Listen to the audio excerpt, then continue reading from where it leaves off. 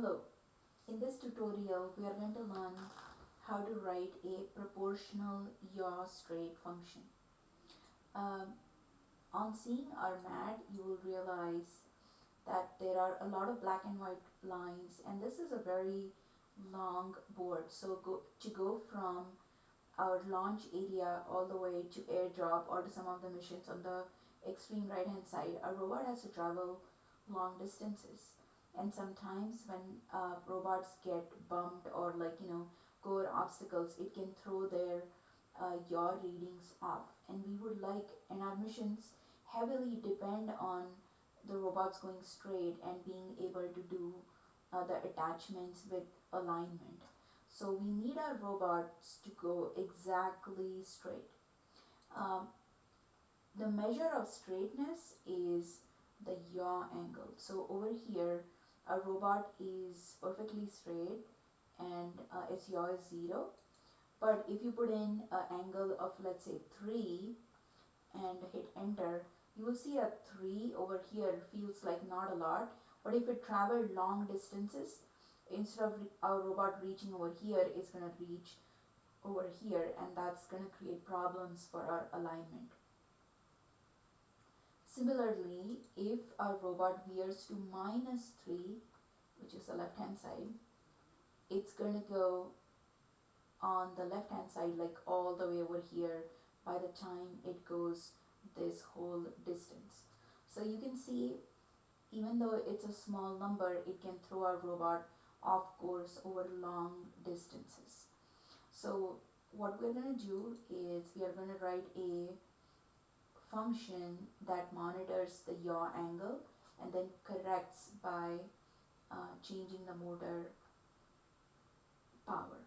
Okay, so let's start by going to the sensor tab and setting our yaw angle to 0, and also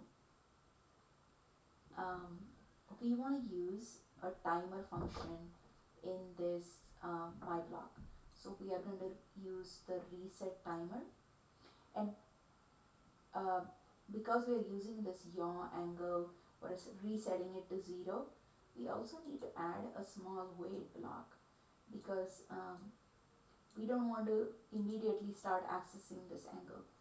Oftentimes it gives an error, so we're going to add a wait block right after our yaw angle. Because we'll be using our motors, we need to initialize our motors before we begin to start using them.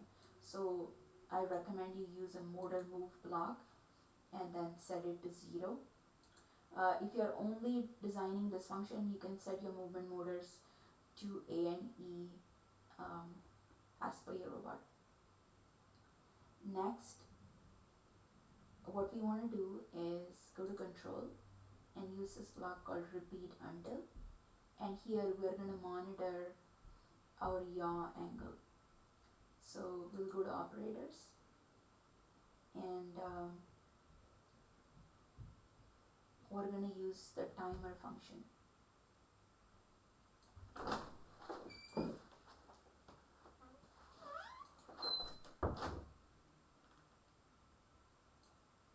So we're going to set our timer over here, and then in here we're going to put in 5, because we want to run this loop for 5 seconds, but this is the internal timer.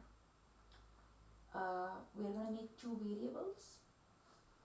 One is called error, and in this case our error is going to be equal to the yaw angle.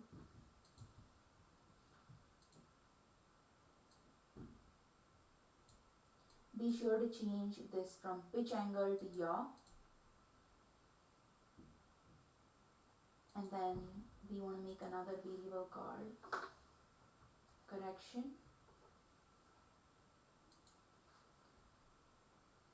We want to set correction equal to yaw error times a gain factor.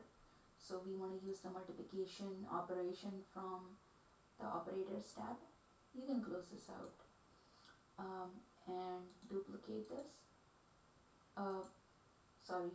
Go to variables and use the error and gain can be 2.5.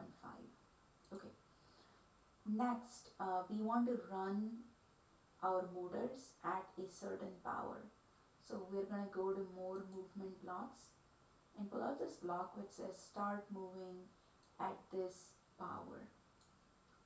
Now we want our robot to work at 30% power, but we want some places, so we want a little bit of variation. So in this animation you saw that when we veer to the left, what's inherently happening is that this left motor's power is less than right, or there is an obstacle. So we want the left motor to have higher power compared to the right motor if it's veering left.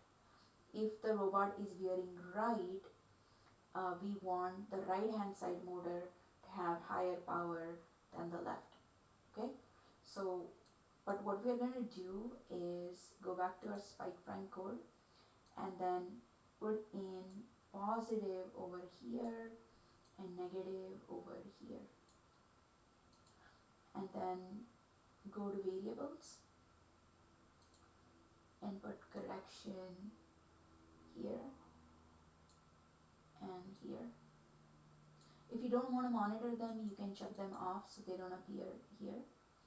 And then here we can put 30 because that's our basics power.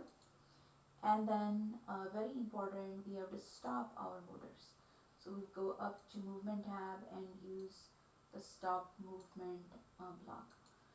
Now many times students will do this part of the loop and they will pay attention to all the little tiny details, but then they'll forget to write the stop movement.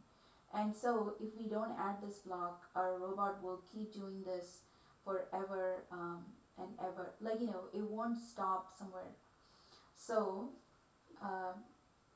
because the timer will run out, but our motors are not stopping anywhere.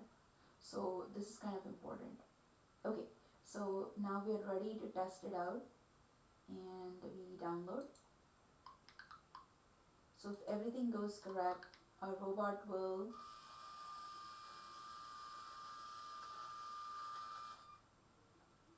go straight for 5 seconds.